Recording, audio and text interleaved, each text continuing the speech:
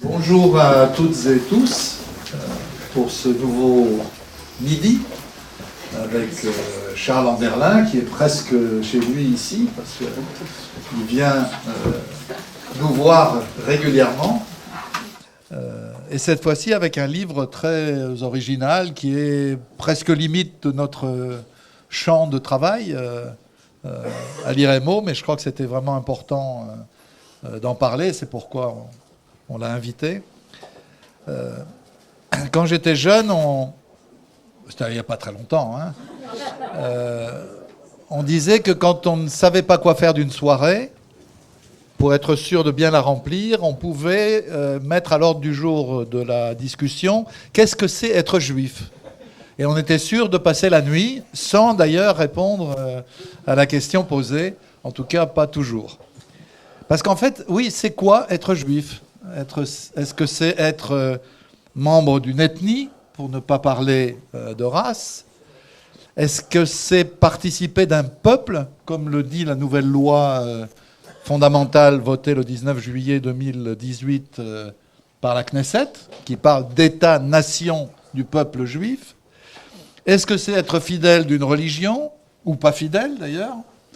Est-ce que c'est être porteur d'une culture, d'une histoire ? Est-ce que c'est avoir avec soi une histoire de persécution dont le génocide a été l'apogée et qui marque durablement les familles ? Bref, on mesure bien qu'il y a un très large débat autour de la notion même de juif et que les réponses apportées à cette question ne sont pas seulement les réponses dans un débat théorique, mais elles ont des conséquences politiques pour ce qui concerne la France et géopolitiques au-delà de la France, dans un contexte d'ailleurs différent d'un pays à l'autre. J'ai vu que Charles, dans une double page d'interview à l'Humanité, insistait par exemple sur le fait que la communauté juive aux États-Unis, ou les juifs aux États-Unis, ne réagissaient pas d'une manière comparable aux juifs français à toute une série de questions liées au conflit du Proche-Orient. Alors je dirais que le grand mérite du livre de Charles, c'est de proposer pour la France, et seulement pour la France, une réponse ancrée dans la longue histoire de l'émancipation, dont la France fut le pays pionnier avec la Révolution française, jusqu'à nos jours, en passant évidemment par l'affaire Dreyfus, autour de l'idée des rapports entre les Juifs, la République et le sionisme, comme le dit le titre. Et je précise, pour ceux qui ne l'ont pas encore lu, que je gronde d'ailleurs, parce qu'ils devraient déjà l'avoir lu, il est vraiment un livre important et intéressant et agréable, j'ajoute, à lire, qu'il ne cache rien. C'est-à-dire qu'il parle aussi des pages noires, pas seulement noires du fait des autres, mais aussi noires du fait du comportement d'un certain nombre de responsables de la communauté juive à différentes étapes. Inutile, je pense, de présenter longuement Charles Anderlin, journaliste, grand reporter, auteur franco-israélien. Il est l'auteur de beaucoup d'ouvrages dont on a parlé ici souvent. Les années perdues, Intifada et guerre au Proche-Orient, 2001-2006. C'est chez Fayard, je crois. Au nom du Temple, l'irrésistible ascension du messianisme juif en Israël, 1967-2012, tout à fait d'actualité, et qui a fait l'objet d'un film que, par le bonheur d'Internet, on peut lire, il est piraté, regarder, il est sur Internet. Il a été piraté, voilà. Donc n'hésitez pas à utiliser le piratage, qui s'appelle le film... Au nom du Temple. Au nom du Temple, voilà. C'est les aventures des juifs ultra-orthodoxes qui sont à la recherche de la vache rousse qui leur permettra de créer... Non, j'exagère parce que ça n'est pas que ça. Mais c'est un livre assez étonnant et un film assez étonnant. Et puis donc ce dernier livre, Les Juifs de France entre République et sionisme. Charles connaît la règle du jeu parce qu'il l'a déjà joué. donc demi-heure pour introduire le sujet, et puis ensuite, c'est à vous de l'interroger, de l'approuver, de le désapprouver, de le siffler, de l'applaudir, comme vous voulez. Peut-être que Charles aura la gentillesse, à la fin du débat, on pourrait dire un quart d'heure avant la fin, de répondre à quelques questions sur les élections du 2 mars. Parce que quand même, on sent que c'est un moment de plus en plus décisif pour la suite, pour l'avenir. À toi. Merci. Ta question, qu'est-ce que le judaïsme? Georges Mandel, le directeur de cabinet de Clémenceau le Tigre, quand on lui demandait c'est quoi votre judaïsme, il répondait la France. Donc j'ai écrit pas mal sur Israël, le Proche-Orient, l'histoire, les processus, l'effondrement, les crises, le grand aveuglement, le développement de l'islam radical en Gaza et en Cisjordanie par Israël. Et puis alors, partant à la retraite en 2015, j'ai commencé à avoir un peu de temps et j'ai commencé à me tourner vers une chose qui commençait à me titiller pas mal, à savoir les Juifs de France, Israël et le sionisme, voyant des réactions, des grands débats, sionisme, antisionisme, l'antisémitisme omniprésent, et je suis remonté dans l'histoire. Mon épouse préférée et mes amis que je m'occupe de la période actuelle, mettons après la guerre de 6 jours, mais j'ai pensé qu'au fur et à mesure qu'il fallait que je remonte très loin parce que finalement l'histoire du judaïsme français est une histoire extraordinaire, c'est une histoire prestigieuse. Et j'ai trouvé aussi que des mythes courts. Fin du 19e, on a Drummond, l'antisémitisme, la libre parole, et on a pas mal de juifs dans l'armée française qui se battent. Déjà en 70, la bataille de Gravelotte, il y a un général qui s'appelle S.E.E., qui va devenir un des premiers maréchaux juifs de France. Il y a un général juif de Napoléon qui est, dont le nom est sur l'Arc de Triomphe. Et quand un des journalistes antisémites du Canard de Drummond critiquait ou insultait les officiers juifs, ils étaient provoqués en duel. Et les épouses de ces journalistes étaient très inquiètes quand le mari allait au travail le matin et regardait comment il allait, est-ce qu'il allait pour un duel ou pas. Un capitaine Mayer est tué par un antisémite, toute l'école polytechnique sabre au clair est derrière le grand rabbin de Paris pour saluer ce grand officier. Le ministre de la guerre, Francinet, publie dans l'armée française « Nous sommes tous égaux ». Quelques années plus tard, il y a l'affaire Dreyfus. Alors l'affaire Dreyfus, je suis retourné voir parce que dans la mythologie, on nous explique qu'un certain Théodore Herzl, journaliste viennois, correspondant à Paris, assistait à la dégradation du capitaine Dreyfus et puis au cri « mort aux Juifs ». Et ce jour-là, il a décidé d'écrire l'état des Juifs et de lancer le mouvement sioniste politique. Eh bien, c'est faux. Herzl, ce jour-là, était encore persuadé que Herzl était coupable, et ce n'est que plus tard que Dreyfus était coupable, et ce n'est que plus tard que Herzl s'est lancé dans cette idée. D'ailleurs, selon un des biographes de Herzl, en discussion avec son grand ami, un certain Alphonse Daudet, qui par ailleurs était antisémite, et son fils, le fils de Léon Daudet, était aussi très proche par la suite de Maurras. Pendant l'affaire Dreyfus, il y avait encore pas mal d'officiers juifs, de juifs dans l'armée française qui progressaient, qui avaient du galon. Donc j'ai un peu revisité cette histoire Dreyfus, qui est quand même fascinante, qui encore maintenant sert à toutes sortes d'hommes politiques pour justifier ceci ou cela. L'affaire Dreyfus, c'est la victoire de la République. C'est la réhabilitation de cet officier, c'est une vraie histoire républicaine. C'est le père du grand philosophe Lévinas qui, en Lituanie, dit à son fils, un pays qui se déchire pour l'honneur d'un petit capitaine juif, c'est un pays où nous devons aller vivre. Ce livre aussi, c'est un livre de journaliste, hein, c'est pas du tout un livre d'historien, quoi qu'on dise. Ça m'a permis aussi de retrouver comme ça, de rechercher un peu plus loin. Je trouve des choses parfois curieuses. Rien n'est vraiment, dans l'histoire, dans ces histoires, rien n'est vraiment tout noir, rien n'est vraiment tout blanc. Parfois il y a du tout noir, parfois il y a du tout blanc, mais il y a tout ce qu'il y a entre les deux. Par exemple, la Seconde Guerre mondiale.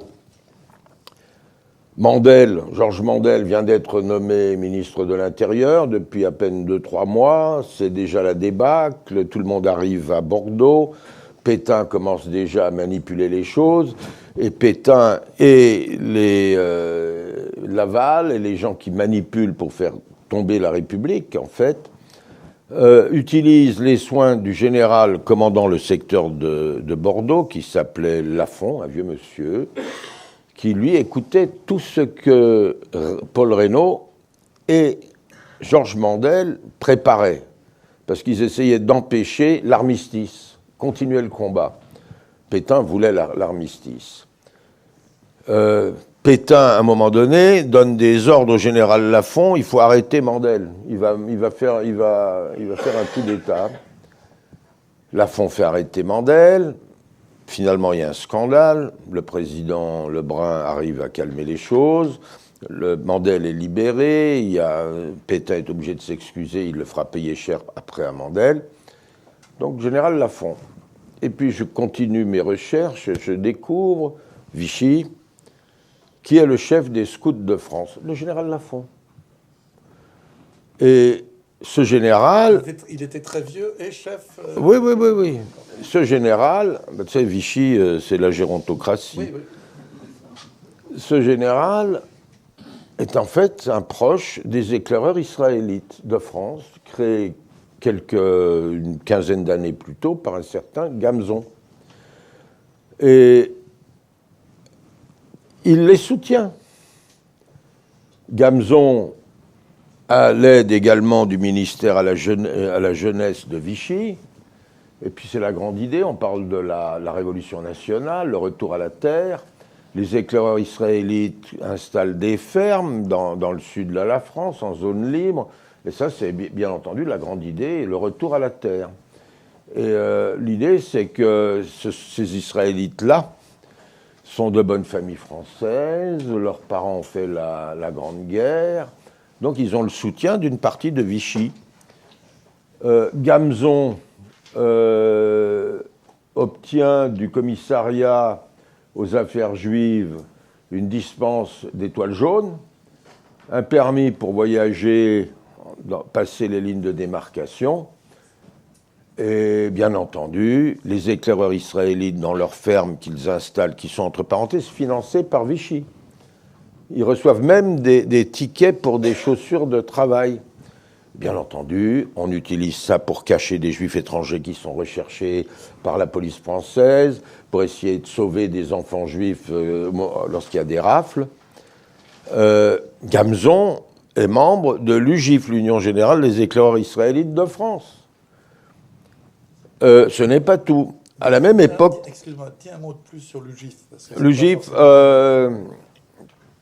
il n'y a pas eu, comme dans les pays de l'Est, de Judenrat en France.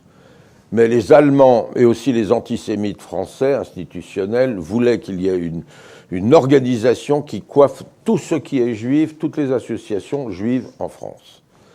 Donc, ça a été un peu compliqué. Je raconte cette histoire dans le détail. Certains considèrent que l'UGIF était composé de traîtres.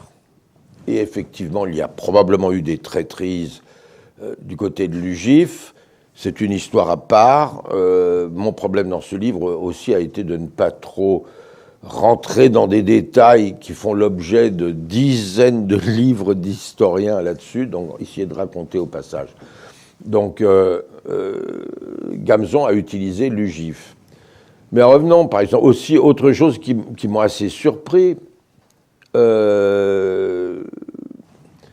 Vichy, c'est la Révolution nationale, le retour à la terre, on crée une nouvelle France. Et il forme, dans le château d'Uriage, l'école des cadres de Vichy, le pétainisme. C'est dirigé par un capitaine, de Gonzague, d'origine aristocratique. Et aujourd'hui, pour de nombreuses personnes, c'est considéré comme la source pratiquement du fascisme français. Seulement, qui va là-bas? Il n'y avait pas seulement des fachos. De Gonzague était un pétainiste bon teint. Mais on prend par exemple l'aumônier d'Uriage. Très vite, les collabos de Vichy découvrent que cet aumônier de Launois, il n'est pas très propre. Il passe à la Résistance et il finit à Londres et il est l'aumônier du commando Kiefer qui débarque en Normandie. Donc lui, il n'était pas tellement pétainiste. Mais surtout, les éclaireurs israélites envoient des stagiaires à Uriage. Des stagiaires, y compris des gens très à gauche, comme par exemple Simon Nora, grand socialiste, grand économiste, qui sera un des grands conseillers de Mendès France par la suite. Simon Nora était à Uriage. Chez les éclaireurs israélites, d'abord les troupes existent. À Vichy, il y avait une troupe d'éclaireurs israélites dirigée par un certain Théo Klein, qui plus tard deviendra président du CRIF. Eh bien oui, il y a une petite cérémonie, maréchal nous voilà, les éclaireurs israélites sont devant l'hôtel du Parc où il y a Pétain. Très vite, attaqué par la collaboration, parce qu'à Paris, on avait les vrais collabos. Les salauds, anti-juifs, très antisémites, qui ne voulaient pas entendre parler du ministre de la Jeunesse de Vichy, ni, bien entendu, de Lafont et de ses histoires. Aider les Juifs, c'était pas son truc. C'était pas le truc des collabos. Et Uriage est dissous, et fin 43, début 44, de Gonzague, le pétainiste, crée un maquis dans le sud de la France. Et dans le maquis, il y a une compagnie qui est créée, qui est la compagnie juive, du maquis de Gonzague, où des personnalités comme Beuve-Méry, qu'on verra après au Monde, avec Domenac, Esprit, donnent des conférences au maquis juif. Et dans le maquis juif, il n'y avait pas seulement, en termes de juifs, il y avait également des non-juifs. Et pour la petite histoire, et moi ça m'a surpris, et je pense que quelqu'un devrait un jour écrire un vrai livre là-dessus et faire des recherches, il y avait 2 déserteurs de la Wehrmacht qui apprenaient aux maquisards juifs à lancer les grenades. Donc, les choses sont... Enfin, pour moi, c'est des histoires de journalisme, mais ça valait la peine. Maintenant, Uriage, oui, bon, il y a Uriage, il y avait les fachos. Uriage a été dissous parce que considéré comme insuffisamment vichyste et insuffisamment pétainiste. Uriage a été donné à la milice. La milice, vous le savez, c'était les assassins, les vrais salauds. Pour ce bouquin, bon, j'ai eu des sources, j'ai rencontré pas mal de monde aussi. Des amis historiens ont relu les chapitres qui les concernent, pour que je ne me trompe pas. La Première Guerre mondiale, on trouve les Israélites de France dans toutes les armées. Ils ont exactement le même nombre de pertes au champ d'honneur que l'ensemble de la population française en pourcentage. Les Juifs d'Algérie un peu plus, et surtout les immigrés juifs, les réfugiés juifs en France, venus surtout d'Europe de l'Est, ont, eux, un niveau très important de perte au champ d'honneur. Mais on a un texte que j'ai trouvé et qui m'a surpris, Barès, l'antisémite, écrit Les grandes familles de France, et il a des chapitres sur ces juifs morts au champ d'honneur. Écoutez, il faut lire ça. Moi ça m'a touché. Il raconte l'histoire d'un jeune officier, Hertz, immigré, mais qui est naturalisé, mort au combat. Il a repris les lettres de ce jeune officier à son épouse, l'amour de la France, pourquoi on est prêt à donner sa vie à la France. Seconde, Vichy, on n'y reviendra pas. La libération, le sionisme est absent. Le CRIF, créé en 1944 dans la clandestinité, a pondu sa première charte, qui est, je crois que la plupart des gens de cette salle pourraient signer cette charte. Oui, il faudrait peut-être un foyer juif, mais en tenant compte des droits des populations, etc., etc. Il y a très peu d'immigration en Israël après la création de l'État d'Israël. On a parfois quelques dizaines de l'immigration juive. En 1962, les rapatriés d'Algérie, il y en avait à peu près 120 000 juifs en Algérie, à peu près 100 000 viennent en France, 20 000 viennent en Israël. L'Algérie et les juifs, ça n'a rien à voir, ni avec Israël, et si jamais vous voyez un jour un film qui vous raconte quelque chose d'autre, c'est faux. Rien à voir. Il y a eu des juifs en Algérie, il y avait des juifs de gauche qui ont été tués par l'OAS, il y avait des juifs dans l'OAS, notamment à Oran, qui ont pris comme spécialité de liquider des officiers français. Les juifs d'Algérie qui ont eu la citoyenneté française en 1870, très peu de temps après la proclamation de la Troisième République, par Gambetta à l'Hôtel de Ville, avec à ses côtés un des premiers juifs qui est passé par le lycée napoléonien, et un des premiers à avoir un diplôme d'avocat, Crémieux, un homme extraordinaire. Et les juifs algériens étaient français. Vichy, après l'occupation, la défaite, leur a retiré la nationalité. Et ensuite, il y a eu toute une histoire que je vous suggère de lire, parce que quand les Américains ont débarqué en Algérie, ils ont maintenu les lois raciales de Vichy. Et Roosevelt l'a approuvé. J'ai un texte de Roosevelt sur, oui, il ne faut pas donner les droits aux Juifs. Roosevelt. Il a fallu attendre l'arrivée de Gaulle à Alger et le retour à la légitimité républicaine pour que les Juifs d'Algérie retrouvent la citoyenneté, leur nationalité.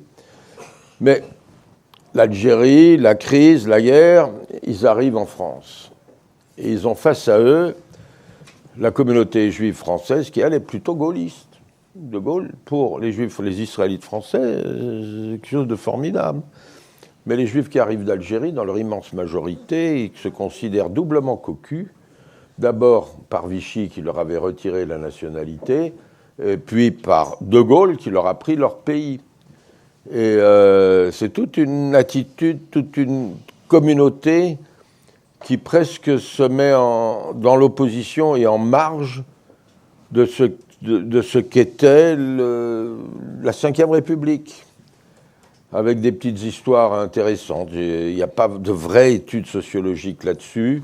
Ce que j'ai trouvé dans les reportages, c'est des familles juives venues d'Afrique du Nord qui s'installent dans un quartier de Paris et puis trouvent de l'autre côté de la rue des juifs bizarres qui parlent une sorte d'allemand, qui font pas le couscous. Mais sont-ils juifs? Vous vous rendez compte, ils ne parlent même pas l'arabe. 67, le grand tournant, les grands frissons, Israël va-t-il être détruit? Même Raymond Aron a des bouffées de judaïté. De Gaulle, peuple sûr de lui-même et dominateur. D'élite. C'est...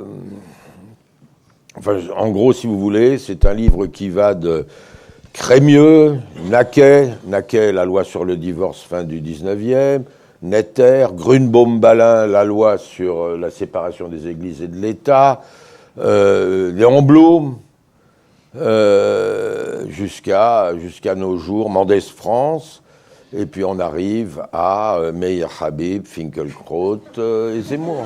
Non, Avant d'aborder les pages les plus noires, juste une question, parce qu'il te reste 10 minutes, donc il n'y a aucun problème. On a l'impression, quand on regarde ça avec un peu de distance, que c'est ces deux dates qui changent complètement, ou assez largement, la place des Juifs en France. C'est 62, le retour, l'arrivée des Juifs d'Afrique du Nord, et des Pieds Noirs en général d'ailleurs. Et puis 67, cette mobilisation autour du possible génocide de l'État d'Israël.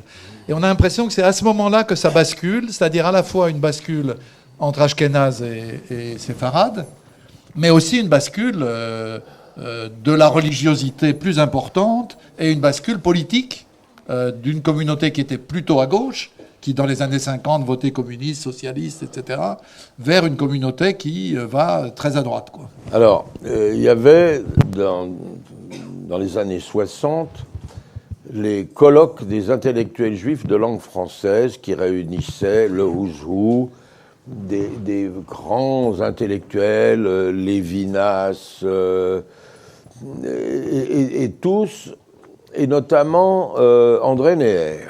André Neher, rabbin, docteur en théologie de Strasbourg, grand spécialiste de l'allemand, participe à ces colloques. Dans les années 60, il y a eu d'abord une opération israélienne à Kibia, c'était à l'époque en Jordanie, assez ratée par l'unité d'Ariel Sharon, qui a commis, ça s'est terminé par un massacre. Ils ont fait sauter des maisons, paraît-il, pensant qu'il n'y avait personne dedans, mais il y avait du monde. Et un rabbin israélien a justifié ce crime. Et Neher, à ce moment-là, a dit si Israël est injuste, il doit être détruit. André Neher. À la même époque, la communauté juive de Strasbourg avait, dans les années 50, un vrai problème, à savoir, on exigeait d'elle de participer à la pétition pour l'amnistie des SS alsaciens d'Oradour-sur-Glane. Toute l'Alsace voulait qu'ils soient amnistiés, les malgré nous. Mais il fallait que la communauté juive de Strasbourg signe aussi. Et franchement, ils n'en avaient pas tellement envie. Et finalement, sous la pression, ils ont fini par signer. Et André Neher considérait cela à l'époque également comme une lâcheté. Arrive la guerre de 6 jours, et là, il vire complètement au messianisme. Il a un accrochage avec Lévinas, qui était un des grands participants à ces colloques. Il ouvrait chaque colloque avec une leçon talmudique. Et Lévinas lui dit, mais attendez, maintenant, on ne peut plus critiquer Israël, on ne peut rien dire. Et André Neher termine ce colloque par la déclaration « Il ne faut jamais dire du mal d'Israël, surtout pas qu'un juif présente des choses négatives pour Israël. C'est l'ostracisme. » Son grand adversaire était Vladimir Rabinovitch. Rabinovitch, qu'on appelle aussi Rabbi, immigré, naturalisé dans les années 20, grand avocat, sioniste de la première heure dans les années 30, grand résistant, magistrat, trouve que oui, Israël doit être différent. Et il commence à critiquer les premières opérations israéliennes dans les territoires occupés, destruction de maisons et autres, et il critique. Et on a un véritable affrontement entre Rabbi et Neher, ou plutôt entre Rabbi et pratiquement le reste de la communauté juive et des grandes personnalités. Rabbi finit par être complètement ostracisé, on ne l'invite plus. Il a une déclaration, il annonce « je me retire, je ne veux plus entendre parler de l'intégrisme juif, qu'il soit séculier ou religieux ». Il a écrit 2-3 articles au vitriol contre l'attitude de Neher, contre l'attitude des autres personnalités juives françaises qui ont viré au messianisme, le rabbin Léon Ashkenazi Manitou, la psychanalyste Amado Lévy-Valency, qui vont développer encore plus cette attitude. En aucun cas, il ne faut critiquer Israël. Et on a quelques articles assez intéressants dans la presse communautaire où une personnalité de droite juive explique et démontre que l'occupation d'Israël, c'est quand même, c'est réhabiliter le mot occupation. C'est bien l'occupation par l'armée israélienne, ce à quoi Rabi est en total désaccord. Rabi est décédé dans un accident de voiture. J'ai retrouvé un texte de lui où il donne une conférence à des jeunes d'une école religieuse à Strasbourg. Et il explique que les Palestiniens aussi ont un droit ont les droits du citoyen et qu'eux aussi doivent avoir une mezouza, l'équivalent d'une protection pour leur vie quotidienne. Et ces jeunes étudiants l'ont pratiquement mis à la porte et lui ont dit « Vous ne connaissez pas les Arabes, nous les connaissons, il faut les tuer ». Il en est revenu profondément secoué. Mes derniers chapitres sont des chapitres contemporains. Et je vous remercie de m'avoir laissé parler de Léon Blum et de tout ça, parce que, en général, mes petits camarades laissent tomber tout le début, les années, le 19e siècle, et sautent sur les 2 derniers chapitres, où effectivement je parle de mes camarades Finkielkraut, Zemmour et les autres. Question. Merci beaucoup, Charles. C'était une traversée rapide et pittoresque de l'histoire des Juifs de France. Donc maintenant, c'est à vous. Est-ce que vous pouvez nous donner des chiffres sur l'exode récent de Français juifs, se sentant juifs en tout cas, vers Israël? Alors, j'ai essayé de ne pas faire un livre d'actualité, un essai. J'ai repris les chiffres, les statistiques officielles que j'ai des Israéliens, de ci, de là. Tout ce que je peux vous dire, c'est que l'immigration juive en Israël, de France, s'est effondrée au cours de l'année dernière.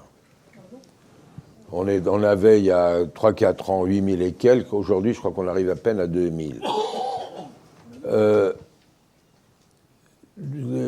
Officiellement, 10% repartent. Je suis persuadé qu'on atteint au moins les 40%.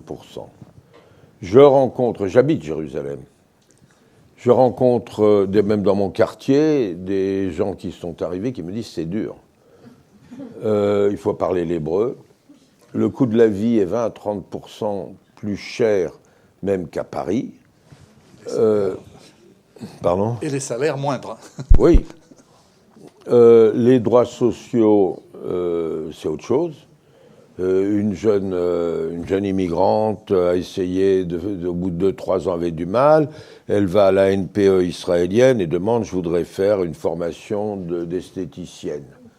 On lui dit « Bah oui, voilà, allez-y, mais ça coûte 9 000 €. En France, la NPE, on peut vous trouver une formation et vous êtes aidé. Il n'y a pas, les lois sociales sont différentes. Parler de retraite, les femmes 65 ans, les hommes 67, et pour l'immense majorité des Israéliens, ça ne dépasse pas des assurances nationales, l'équivalent à peu près de 2000 et quelques shekels, c'est-à-dire un peu moins de 500 €. Autrement, si vous avez une retraite capitalisée, vous pourrez peut-être vous en sortir. Et d'ailleurs, il est question de rallonger, et personne ne va aller mettre un gilet jaune ou rouge pour empêcher la hausse la montée des âges de départ. J'appelle rarement, vous le reconnaîtrez, à lire les sites ultrasionistes, qui ne manquent pas en France, mais sur cette question de la difficulté des Juifs français à s'intégrer dans la société israélienne, il y a tout ce qu'il faut sur les sites ultrasionistes, y compris par exemple la non-reconnaissance des diplômes. C'est-à-dire qu'un certain nombre de Juifs français qui ont des diplômes ne peuvent pas les faire valoir en Israël parce qu'il n'y a pas d'équivalence.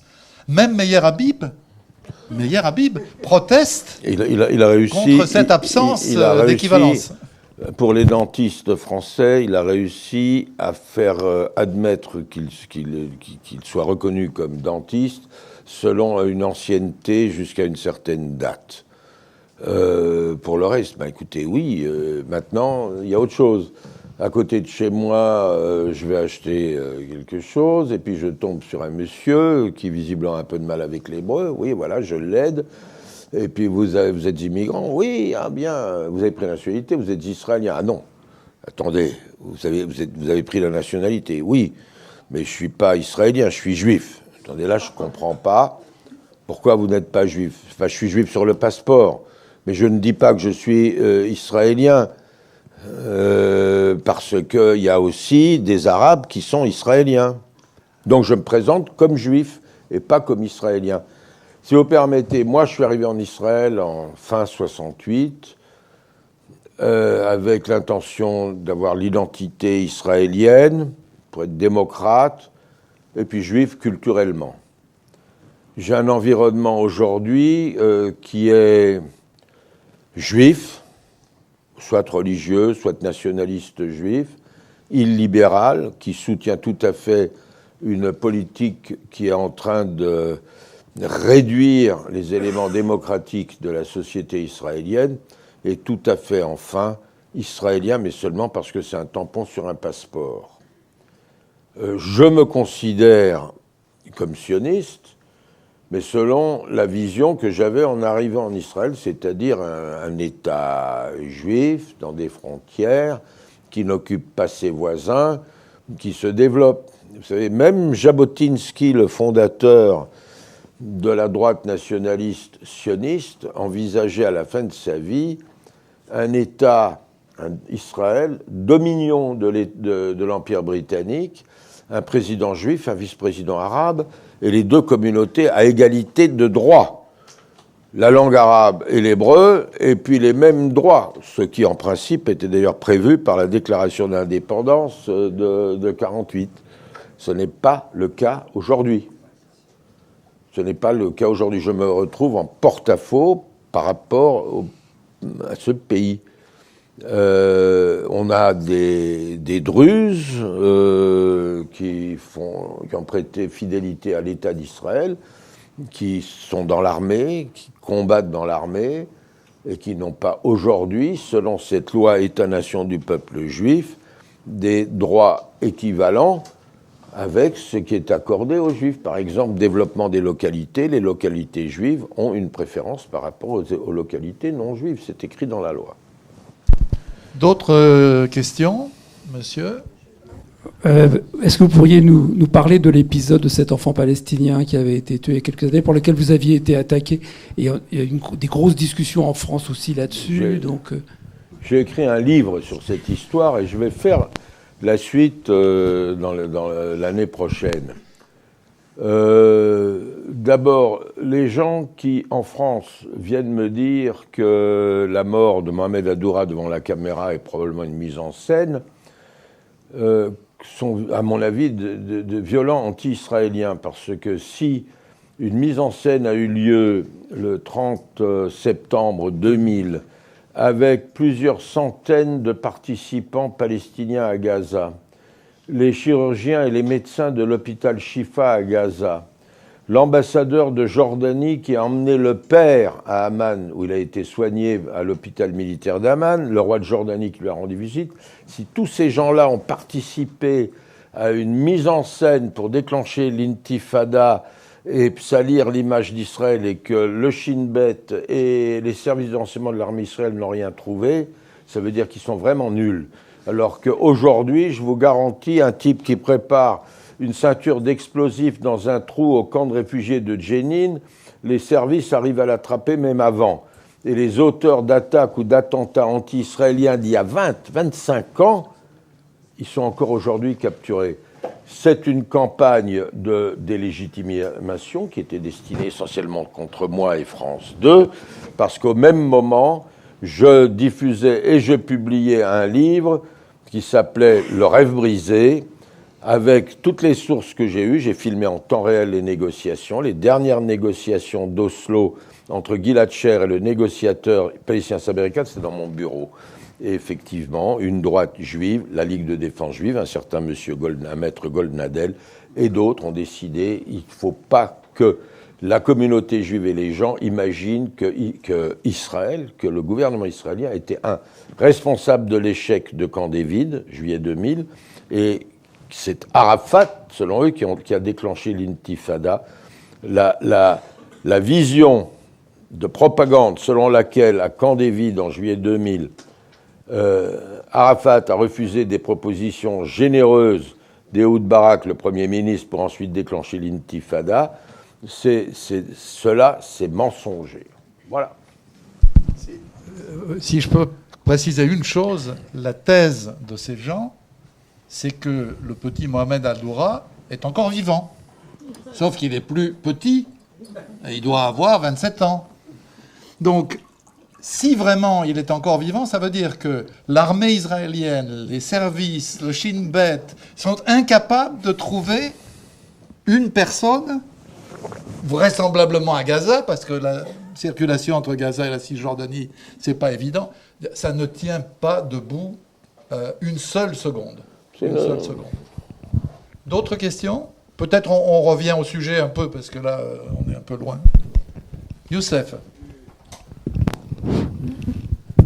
Oui, Monsieur Anderlin, est-ce que vous pouvez nous éclairer sur les inégalités dans l'enseignement en Israël? Et notamment, d'un côté, on nous présente Israël comme le pays de l'OCDE qui a le mieux réussi dans le domaine éducatif, et notamment pour ce qui est de l'enseignement technique. Et de l'autre, quand on voit les statistiques de PISA, on trouve qu'Israël se trouve à des niveaux très moyens, un peu moins bien que la France, mais pas de beaucoup. Donc, il y a quelque chose qui... Ce n'est pas mon sujet, mais effectivement, l'éducation en Israël a un problème. Sur le fond, vous avez trois types de systèmes. Vous avez d'abord le système d'État laïque, où on étudie la Torah, mais sans mettre la kippa et pas du point de vue religieux, où il y a les matières de base. Vous avez le système d'État religieux, mais avec les matières de base, mais on étudie la Torah avec la kippa, et on est beaucoup plus sur une vision nationaliste, voire messianique de l'histoire. Et ensuite, vous avez les écoles talmudiques orthodoxes, où certaines en enseignent que la terre est plate. Très souvent, des jeunes juifs qui arrivent à échapper à leur famille, à l'orthodoxie, qui décident « je ne crois plus en Dieu », sortent et sont obligés pratiquement de faire un énorme effort pour apprendre les matières fondamentales qui leur permettront ensuite de trouver du travail. Qui ne sont pas enseignés dans l'enseignement ultra-orthodoxe. Qui ne sont pas enseignés. Quand il était ministre des Finances jusqu'en 2012-15, Yair Lapid exigeait: on ne donne d'aide aux écoles talmudiques que si elles enseignent les matières de base. Minimum de maths, minimum d'anglais, minimum de géométrie et d'histoire. Et la première chose que les orthodoxes ont obtenue, ça a été non. Et c'est un problème fondamental pour l'avenir de l'économie israélienne et le marché du travail. Ces gens-là, peut-être leurs épouses, elles sont prises dans certaines sociétés qui font un peu de travail répétitif sur taper sur des claviers d'Internet, des choses précises. Mais dans l'ensemble, c'est un vrai problème pour l'avenir de l'économie israélienne. Maintenant, il y a aussi un problème de niveau des enseignants, qui sont, et il y en a d'autres ailleurs dans le monde, notamment en France, qui sont mal payés. Le niveau en maths baisse, et les grands succès des sciences israéliennes, les prix Nobel, c'est des gens qui ont été éduqués il y a 40 ans. Maintenant, il faut parler de l'actuel ministre de l'Éducation, M. Rafi Peretz, qui est un sioniste religieux, qui a déjà eu la grande idée, il veut créer une école de prophétie. Et on lui a demandé qu'est-ce que vous voulez faire avec les territoires palestiniens. Il dit, je veux tout annexer. Et qu'est-ce que vous donnez aux Palestiniens? Rien. Et dans les grands débats, dans le cadre avant la campagne électorale qui a commencé, il a voulu faire un accord avec un parti qu'il trouve très bien, c'est le parti kahaniste, raciste anti-arabe. Otzma Yehudit. Moi, j'étais correspondant parlementaire de la radio israélienne dans les années 80, quand Meir Kahana, le fondateur de la Ligue de défense juive, était député. Lorsqu'il montait à la tribune, tout le Parlement, toute la Knesset sortait. Il parlait devant un Parlement vide. Et aujourd'hui, il est question de lui donner même, au président de ce parti, un avocat du nom de Ben Gvir, de lui donner un poste si jamais il vote bien en faveur de Netanyahou. Et ce parti a été interdit? Non, en 1984. Car est interdit, mais elle s'est transformée en autre chose. D'accord. D'autres questions, peut-être sans vous diriger, mais essayons de revenir un peu au sujet sur les Juifs français, la communauté juive en France. René Maillère, posez des questions. Non, je voulais savoir, qu'est-ce que vous pensez de l'itinéraire de Pierre Mendès France? De Mendès France. L'itinéraire de Mendès France, écoutez, le cabinet de Léon Blum, officier d'aviation,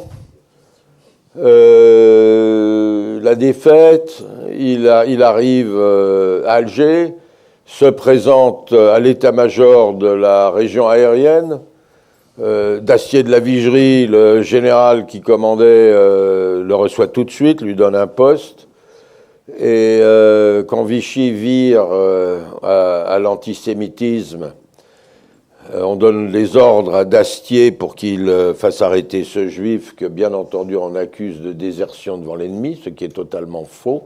Il n'est pas le seul d'ailleurs. Jean Zay, ministre de l'Éducation du Front National et qui est resté... Du Front Populaire. Heureusement que j'ai Daniel à côté de moi. Jean Zay, ministre de l'Éducation formidable du Front Populaire, est arrêté aussi. Finalement, Dastier limogé et Mendès France arrêté. La prison, il s'échappe. Il finit, après une longue odyssée, il arrive à Londres. Tout de suite dans l'aviation, navigateur de bombardier d'une escadrille de la France libre. Et il participe finalement à des missions, et puis De Gaulle, à Alger, lui demande de venir pour s'occuper d'économie, et Mendès arrive à Alger, où il est aux côtés. Et par la suite, on retrouve Mendès France, socialiste, vous savez, qui a fait tomber Mendès France. C'est un autre grand juif d'État, René Maillère. René Maillère était, dans les années 20, jeune avocat au cabinet d'un certain Pierre Laval. Membre du consistoire israélite, Conseil d'État. Le statut des Juifs lui fait perdre ses postes. Il est quelque part dans le sud de la France où on ne l'embête pas tellement. Il a quand même des vieux amis à Vichy. Et lorsque tout tourne, René Mayer débarque à Alger où il est aux côtés du général Giraud. Il est commissaire à l'information et à la marine marchande.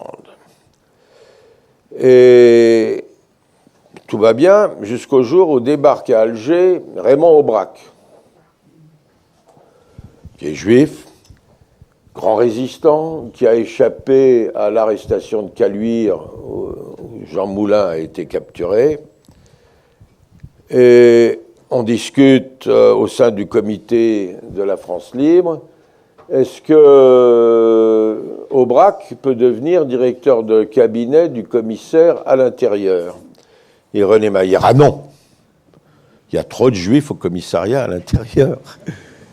Et on a un échange de lettres où René Mayer écrit il ne faut pas refaire les mêmes erreurs du cabinet Blum où il y avait la purulence, où il y avait de nombreux juifs dans l'entourage de Blum. Aubrac n'est pas nommé, va faire un entraînement parachutiste. De Gaulle est très déçu mais n'arrive pas à rétablir les choses. Finalement, il deviendra, je crois, commissaire de la République pour la région sud après la Libération. Charles, quand on lit ton livre, on a l'impression que tu approfondis vraiment d'une manière très profonde tout ce qui concerne l'histoire. Et on a l'impression, où on reste un peu sur sa fin, comme tu as dit, sur la partie la plus actuelle. Et quand même, il y a toute une série de questions sur lesquelles ce serait intéressant d'avoir ton point de vue. Par exemple, pourquoi il y a cette poussée religieuse dans la communauté juive française, qui est très nette dans les 20 dernières années? Pourquoi est-ce qu'on a toujours un courant juif de gauche, mais qui est extrêmement timide, pour ne pas aller plus loin dans les adjectifs, alors que la droite, elle, est devenue presque le monopole du CRIF? Pourquoi est-ce qu'il y a eu cette radicalisation du CRIF qui incarne le passage de Théo Klein jusqu'à aujourd'hui, Aschenberg, etc., jusqu'à Francis Khalifa? C'est-à-dire, il y a quand même des évolutions qu'on a du mal à comprendre parce que quand on vit dans la société française, comme nous tous ici, on voit bien qu'il y a plein de juifs qui sont en dehors de tout ça parce qu'au fond, ils ne se considèrent pas comme représentés, ni par le CRIF, ni par ses dirigeants. Et donc, eux, ils n'ont plus le droit à la parole, d'une certaine manière. On ne tient pas compte. Ce qui compte, c'est ce que dit Finkielkraut, ce que dit Zemmour, ce que dit Khalifa, mais pas ce que dit Dupont-Durand, avec un nom juif, qui, eux, n'ont pas les mêmes points de vue, souvent. Alors, d'abord, religion. Quand on compare avec les États-Unis, il n'y a pas eu d'arrivée massive de juifs originaires d'Afrique du Nord, séfarades, ayant une vision très communautariste, si je puis dire, familiale, souvent même tribale. Aux États-Unis, il y a des communautés, mais l'ambiance sociologique est totalement différente. Maintenant, du point de vue religieux, on a eu le rôle du grand rabbin de France, Citruc. Alors là, j'ai eu énormément de mal à avoir de vraies sources, à voir exactement ce qui s'est passé. Citruc a considérablement affaibli le séminaire de formation de rabbins français, qui est un séminaire républicain, datant de l'époque, même avant l'époque napoléonienne. C'est une grande institution juive française, prestigieuse, où on n'enseignait pas seulement la Torah, le Talmud, le culte, mais également la République française. Et j'ai retrouvé des critiques de ce qu'est devenu le séminaire par un des grands profs qui y participaient en disant « le niveau s'est effondré ». On forme des rabbins qui ne savent pas ce qu'est un député ou un maire. En fait, Citruc a encouragé le développement d'écoles talmudiques proches du mouvement séfarade orthodoxe Chasse, un peu partout, et qui a distribué des diplômes de rabbins ça a été, pour moi, c'est une des transformations d'une partie du judaïsme religieux français. On voit arriver des groupes, des communautés qui viennent suivre un rabbin gourou. Il faut aller sur Internet pour trouver certains de ces rabbins débitant des horreurs racistes, anti-arabes, anti-noirs sur Internet. Les déclarations de certains de ces rabbins en France, c'est le procès immédiat. Donc il y a effectivement quelque chose de profond qui a changé la religion juive, ça fait partie du messianisme. Vous savez, en 2018, France 2 a diffusé un excellent reportage d'un envoyé spécial sur les estropiés de Gaza. Les snipers israéliens tuent dans les jambes des gosses, et puis sur la frontière, des centaines de mômes sont unijambistes, ont perdu. L'ambassadrice d'Israël a essayé de avant même déprogrammer, sans l'avoir vu. Sans l'avoir vu, déjà, ils savaient, oh là là, c'est de l'antisémitisme, ça ne faut pas montrer. Entre parenthèses, il y a eu une image terrible dans ce reportage, c'était un match de foot entre unijambistes. Et il y a eu une manif devant France 2 pour que le reportage ne soit pas diffusé. Et dans la manif, il y a un gars qui a dit « On va construire le 3e temple ». Temple juif. Qu'est-ce que ça a à voir avec les estropiés Gaza? C'est-à-dire, là ça yoyote un peu. Maintenant... Oui. Et politiquement, parce que la religion... Politiquement, ben écoute... Comment on passe de Théo Klein à Francis Khalifa, quoi. La gauche juive a échoué. Je n'ai pas d'autres. Il y a encore des gens extrêmement courageux. Il y a des gens extrêmement courageux à J. Cole, signé par Alain Finkielkraut et BHL. Pour moi, l'échec de la gauche juive, ça a été de manquer d'empathie dans les moments graves d'affrontement israélo-palestinien, d'empathie envers les Palestiniens. Lorsque c'est la défense des Juifs d'Israël. Ok, d'accord, bon, c'est bien, moi je suis israélien aussi, c'est bien de me défendre. Maintenant, de l'autre côté, il faut aussi voir la souffrance palestinienne. Il faut y aller, et je crois que là, la gauche juive, la gauche américaine y va. Hein. J'ai essayé, il y a 3 ans, de mettre sur pied à Paris un groupe lié au New Israel Fund. C'est une organisation qui rassemble des dons et des subventions pour aider toutes les ONG israéliennes qui ont besoin d'argent pour survivre. La paix maintenant, les soldats contre le silence, etc., etc. On n'a pas réussi. Alors qu'on a réussi à mettre sur pied des associations liées au New Israel Fund à Berlin, à Genève, à Londres, pour ne pas parler aux États-Unis, où la gauche juive est extrêmement active. Et en préparant ce bouquin, j'ai rencontré un très grand prof d'histoire français, très grand historien, que j'admire énormément. Et il m'a dit, oui, aux États-Unis, les grands intellectuels juifs ont signé une pétition en faveur du boycott de tout ce qui est colonisation. Eh bien, nous, en France, on n'arrive pas à le faire. Pourquoi? Ben oui, d'abord, peut-être que quelqu'un le fasse. Faut y aller.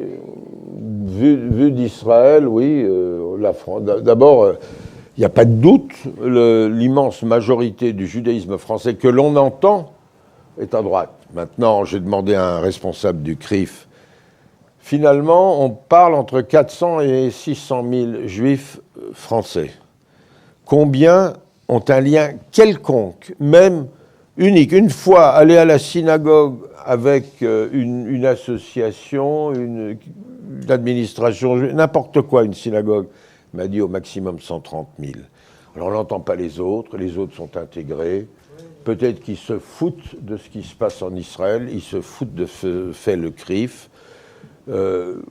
Voilà, alors quand il y a des sondages qui nous donnent des chiffres catastrophiques de juifs terrorisés, d'abord oui, on rencontre, quand moi je viens ici, je rencontre des gens, des juifs qui me disent on a peur. Il y a un problème d'antisémitisme qui pour moi va au-delà du djihadisme lorsque un jeune Français éduqué en France ou vivant en France tout à coup va assassiner sa voisine ou son copain, que le cerveau fasse clic comme ça, pour moi c'est inquiétant. D'ailleurs il y a eu des phénomènes de ce genre en Israël, beaucoup moins, mais il y a eu 2 juifs qui tout à coup va tuer un arabe. Le conflit finit par toucher sérieusement le cerveau de certains, et effectivement, je crois que là, il faut avoir une véritable réflexion. Maintenant, sur le fond, l'antisémitisme, oui, il y a toujours eu de l'antisémitisme en France, avec des hauts et des bas. Là, indubitablement, il y a un haut perçu comme tel par les personnalités de la communauté juive et renforcé par toutes les déclarations gouvernementales qui n'arrêtent pas. J'aurais personnellement aimé qu'à Jérusalem, on insiste aussi beaucoup plus aux non-juifs, musulmans et autres, qui subissent le racisme. Parce qu'il y a un racisme en France, il y en a toujours eu. Il y a eu des périodes terribles pour les juifs français, en dehors de Vichy et de la trahison de l'administration française.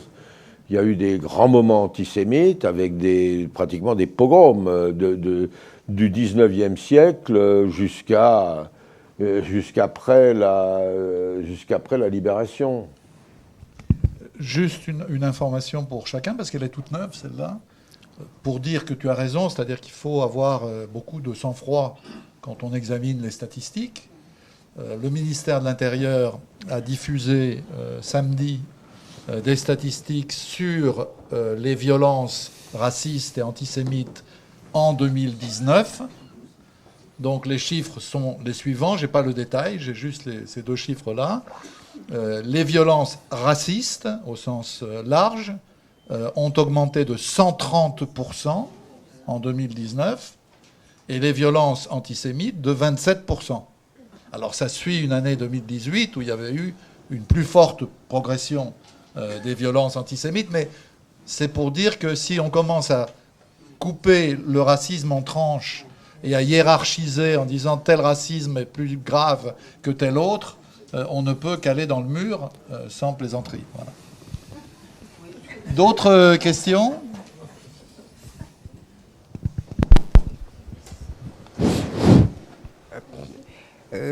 Bon, je vous remercie de votre intervention. Une question se pose à moi. C'est la visibilité des Juifs par rapport à la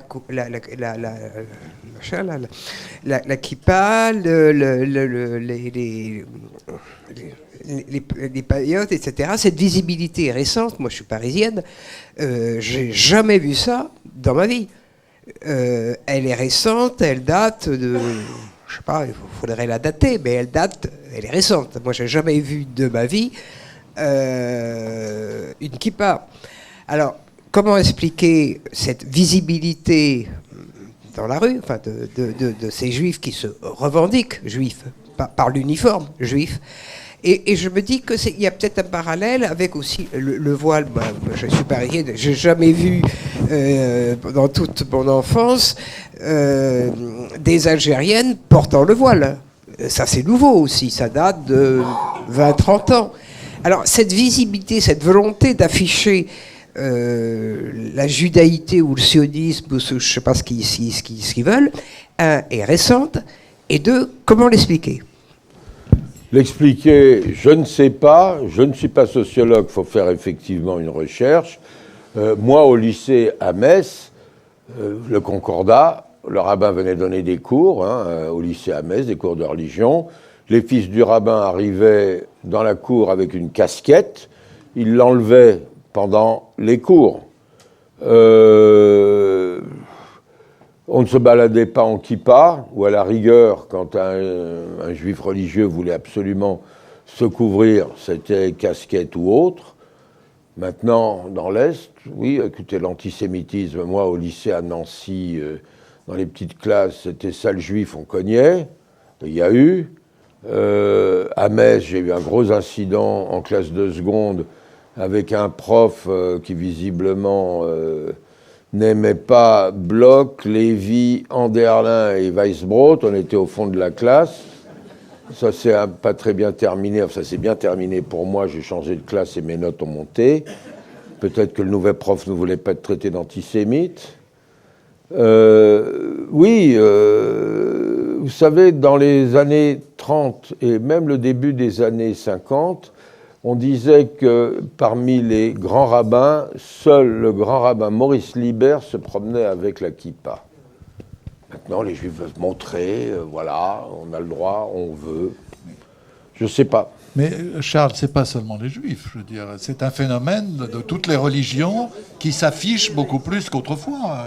Je veux dire, le voile est quand même omniprésent maintenant en France. C'est une femme musulmane sur 10, d'après les statistiques, mais on la voit. Chez les Juifs, ça doit être moins que 1 sur 10 qui porte la kippa. D'abord, il n'y a que les hommes qui la portent. Mais quand même, je veux dire... Les réformés, il y a des réformés qui portent la kippa. Mais c'est quand même un phénomène qui se mesure dans toutes les religions, quoi. C'est un problème sans doute de rapport à d'autres types d'espoir et d'autres types de perspectives. D'autres questions ici? Attendez d'avoir un micro, sinon, quand on aura la... Bon. Ben, j'aimerais... Il y a un micro là-bas. Oui. Bon, ben, je voudrais témoigner parce que je suis tout à fait d'accord avec ce qui vient d'être dit. Je suis moi-même, je vis à Paris depuis très longtemps, mais je suis de Colmar et je connais bien la communauté de Colmar.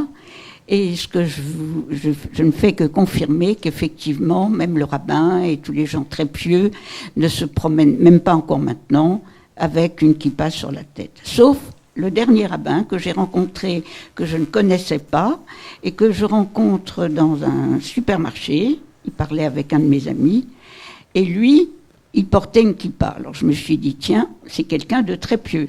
Mon ami me fait signe de venir vers eux. Il me présente, il dit, voilà, je vous présente Madame Mattel, c'est une amie, et je tends la main au rabbin. Et le rabbin me dit, Madame, je regrette, c'est une phrase que je n'oublierai pas jusqu'à la fin de ma vie, je regrette, Madame, mais je ne serre que la main de ma femme. Voilà.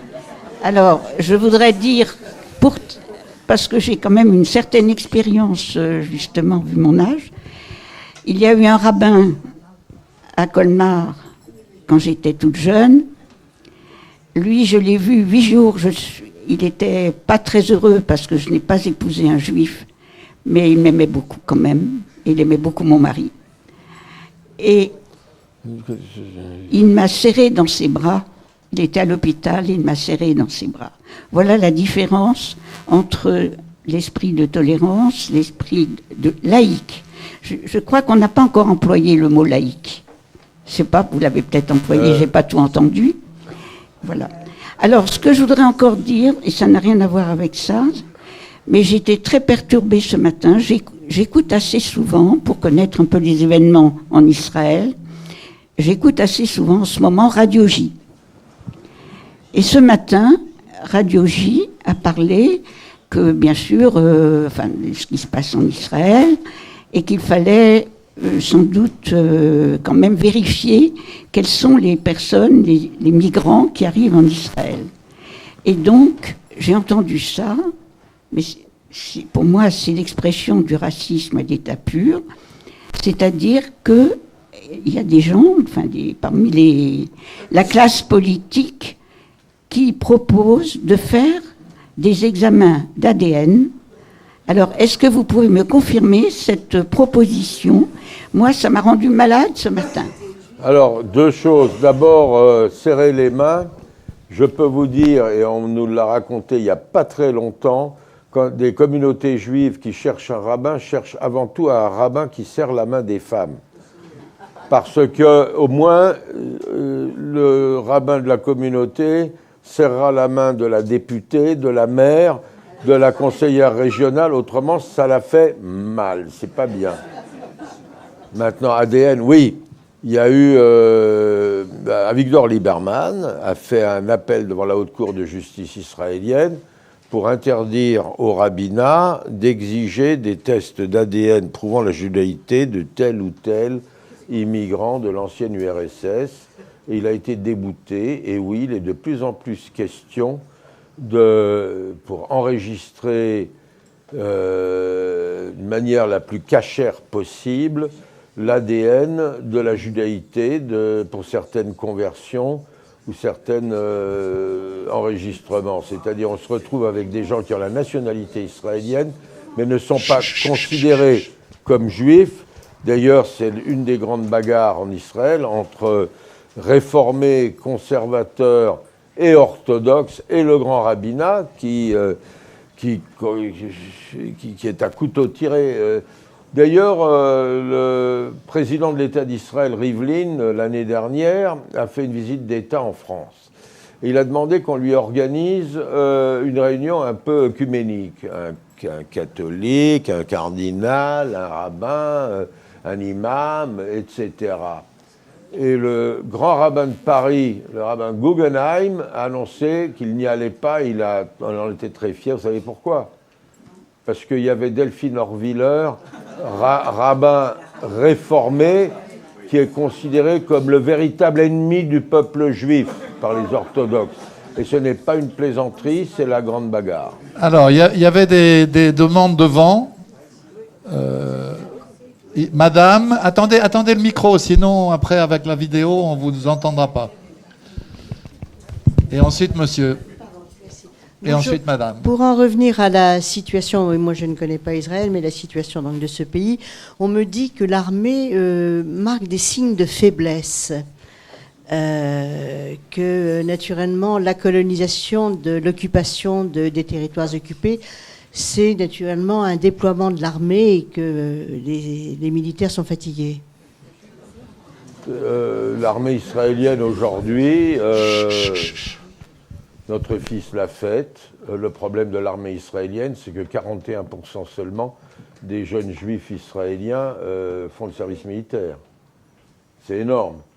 Il y en a beaucoup qui ne la font pas, c'est les orthodoxes. Et puis là-dessus, vous rajoutez encore près de 15% de jeunes qui se débrouillent pour ne pas finir entièrement leur service. L'état-major est extrêmement pragmatique et essaye de ne pas revenir à une situation où il faut déployer des milliers d'hommes dans les territoires occupés pour maintenir l'ordre. Parce que cela empêche effectivement l'entraînement pour la véritable guerre, un jour si elle a lieu, je ne sais pas, Hezbollah, Syrie ou autre, Iran. Il y a pour moi aujourd'hui, bon écoutez, on verra. Hein. Maintenant, une chose est certaine, et le chef d'état-major l'a encore dit la semaine dernière, Israël ne fait pas face à une menace existentielle externe. L'autre soir, il donnait une conférence au cercle Bernard Lazare et nous a dit mais attention, Israël va être détruit. Les Palestiniens ne détruiront pas Israël, en tout cas pas militairement. Il n'y a pas aujourd'hui d'État dans la région qui menace l'existence d'Israël. D'ailleurs, c'est 1967, le général de Gaulle, avant la guerre de 6 jours, était persuadé qu'il n'y aurait pas de problème. Pompidou, Premier ministre, rencontre Rothschild, et Pompidou dit à Rothschild, mais arrêtez cette grande peur, ça se passera bien. Nos généraux, nous avons des représentants à l'état-major israélien, nous savons ce qu'ils préparent. Pour De Gaulle, l'armée israélienne, mieux entraînée, mieux formée, mieux commandée, mieux équipée, allait gagner la guerre. Je pense que c'est la même chose aujourd'hui. Donc Israël, aujourd'hui, ne fait pas... Par contre, Israël fait face à une menace existentielle interne. Érosion de la démocratie réelle. Est-ce qu'on va annexer les territoires et puis créer une situation d'apartheid avec les Palestiniens ? Alors que déjà, les non-juifs de citoyenneté israélienne sont discriminés. Ça, c'est le problème fondamental, avec la répercussion que cela représente pour l'éducation. sans parler du départ des jeunes couples qui, du point de vue économique, du point de vue social, on vit mal, le logement coûte une fortune, et puis on a un bon diplôme, on peut être employé n'importe où, un ingénieur israélien trouve du travail n'importe où dans le monde. Monsieur ici, voilà. Oui, mais chacun son tour, il n'y a pas de problème. Oui, mais voilà. Oui, Charles Anderlin, en présentation, Dominique Vidal a dit qu'on pouvait vous critiquer, mais j'ai juste une petite critique à faire, c'est qu'il m'a semblé que vous étiez un peu dur avec Macron. Personnellement, je ne suis pas un fan non plus de Macron, mais enfin, j'estime que le voyage qu'il a fait pour la commémoration de la Shoah en Israël, il a quand même été à Ramallah, il a été un seul des chefs d'État à le faire. Je pense que c'était quand même pas mal. Et alors, pour la petite anecdote, effectivement, il a eu un peu des accents chiraciens face aux policiers israéliens à propos de la visite de Chantal. Mais enfin, on a dit aussi qu'il parlait mieux anglais que ça et qu'il a voulu un peu singer Chirac. Charles, donc tu es trop dur avec Macron. Voilà. Sur la fin, lorsque je suis arrivé, après avoir quitté l'époque Hollande, je suis arrivé à l'époque Macron. Qu'est-ce que Macron voit? Qu'est-ce que Macron considère? C'est cette femme qui perturbe. Oui, c'est vrai. Quelle est la vision de Macron? Alors, j'ai quand même réussi à trouver deux proches, des gens qui vont le soir à l'Élysée, discutent, etc. Un, Macron ne comprend rien aux Juifs, au judaïsme. Deux, pour Macron, et il est venu au moins 2 fois en Israël à l'époque où il était conseiller au ministre, regardez les start-up, la high-tech israélienne. Pour Emmanuel Macron, Israël d'abord, c'est une puissance technologique. 3e pays le plus coté au Nasdaq après les États-Unis et le Canada. Donc Israël, c'est important. Maintenant, de quoi il a hérité? Les Juifs, le CRIF, certaines personnes passées à qui j'ai parlé, qui viennent le voir le soir, écoute, Israël, c'est quand même le pays des Juifs. Hein? Donc, lorsque l'on fait la commémoration de la rafle du Veldiv, on invite le représentant des Juifs, on invite Benjamin Netanyahou. Pour la première fois. Et comme, en plus, le président du CRIF lui dit antisionisme, on dit, on va faire une loi, hein, on va y aller. Et puis alors, bien entendu, il y a ce vieux monsieur que l'on aide, que Chirac aimait bien, que Hollande allait voir aussi, à qui on donne régulièrement des chèques parce qu'il est mal logé, et puis il a des problèmes, et puis alors quand il vient à Paris, il faut le recevoir comme il faut, mais la garde républicaine, il s'appelle Mahmoud Abbas. Et là, on va voir, on dit bonjour, voilà, il faut, puis on répète solution à 2 États parce que c'est ce qu'il faut dire. Sur le fond, il n'est pas un diplomate européen qui s'occupe de la Cisjordanie qui n'envoie pas à sa capitale, on finance l'occupation. 60% de la Cisjordanie est contrôlée par Israël, complètement. Et lorsque la France ou les Hollandais ou quelqu'un d'autre veut construire, 3 préfabriqués pour que les gosses de tel village palestinien puissent étudier sous un abri, l'armée vient le détruire. Toutes les constructions, la plupart des constructions européennes humanitaires en zone C sont détruites par l'armée israélienne. Et je vous garantis que ça arrive au Quai d'Orsay et que ça arrive à l'Élysée, et les conseillers le savent. Le dernier représentant de l'Union européenne, Ralph, nous a fait son dernier discours. C'était, on ne va pas continuer éternellement à financer l'autorité palestinienne. L'Europe finance en partie l'autorité palestinienne de Mahmoud Abbas parce qu'il faut, parce que l'alternative, c'est l'effondrement de l'autorité. Puis à ce moment-là, on est obligé de réfléchir, si ça n'existe plus, qu'est-ce qu'on fait? Donc Macron, oui, je trouve qu'il pourrait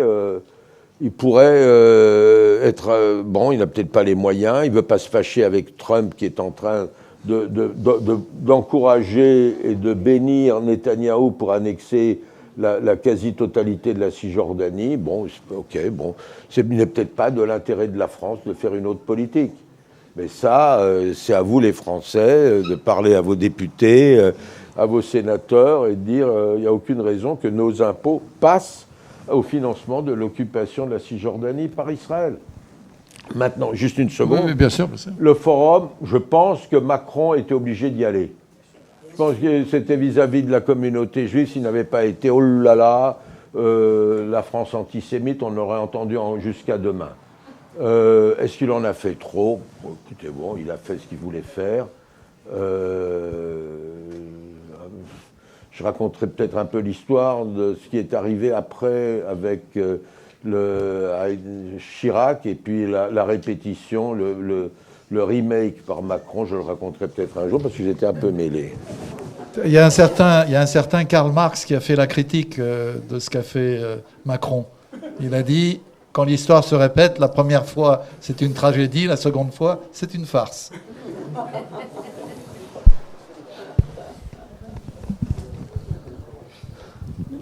Je voulais demander quelque chose à propos de l'antisémitisme, justement, qu'on dénonce actuellement. Est-ce qu'en partie, cet antisémitisme, il faut savoir qu'est-ce qu'on déclare antisémite?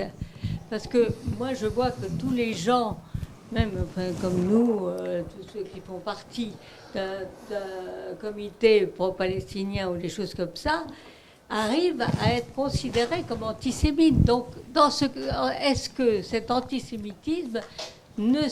c'est l'antisionisme aussi, en partie.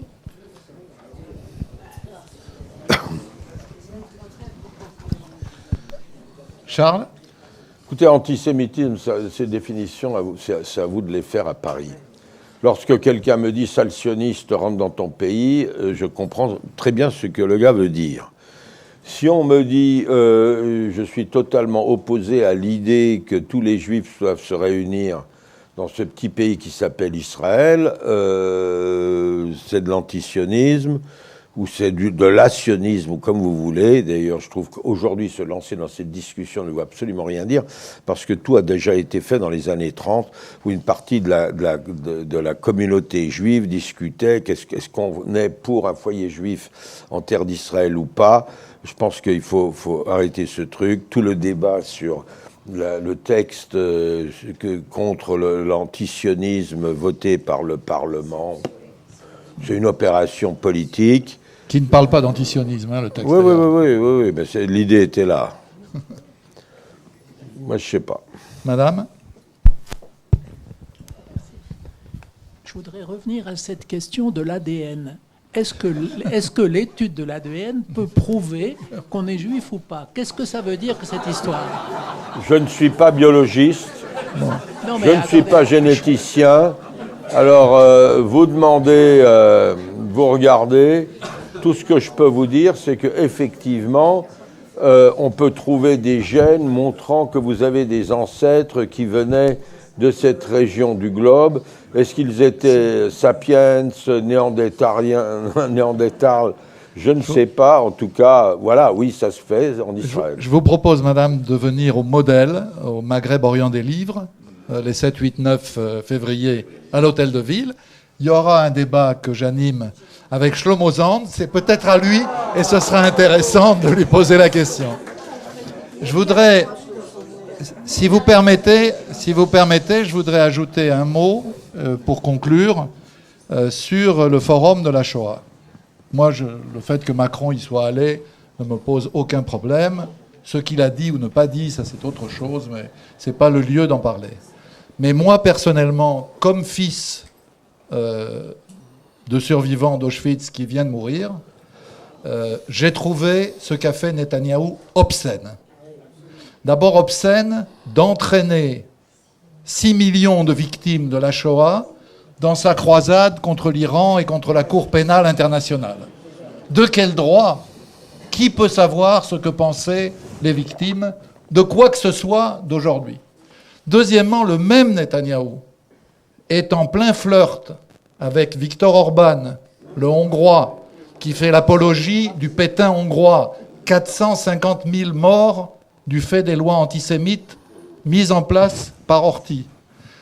Il fait plus que du flirt avec les Polonais, qui ont fait voter une loi qui interdit d'évoquer la collaboration polonaise avec l'occupant nazi, et Dieu sait que cette occupation, cette participation, cette collaboration a été souvent massive, y compris de la part de braves gens, de voisins de là où vivaient les Juifs.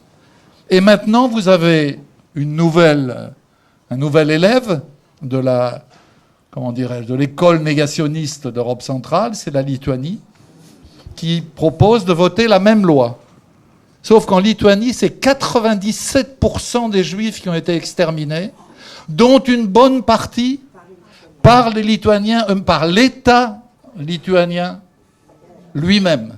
Et je précise que la famille de Netanyahou vient de Lituanie. Donc il ne peut pas l'ignorer. Quand il est venu à Vilnius, il n'a pas dit un mot de ce passé. Donc je trouve ça obscène. Et obscène, enfin, pour terminer, par le fait qu'en Israël même, un quart des survivants de la Shoah vivent en dessous du seuil de pauvreté. Quand on fait ça, quand on traite comme ça les survivants de la Shoah en Israël, alors on évite de parler d'antisémitisme. Il est le plus mal placé pour en parler. Merci. Je voudrais remercier Charles pour tout ce qu'il nous a dit, vous inviter à acheter son livre, qui est vraiment passionnant, et puis vous donner rendez-vous au Modèle, qui est sans doute notre prochaine rencontre.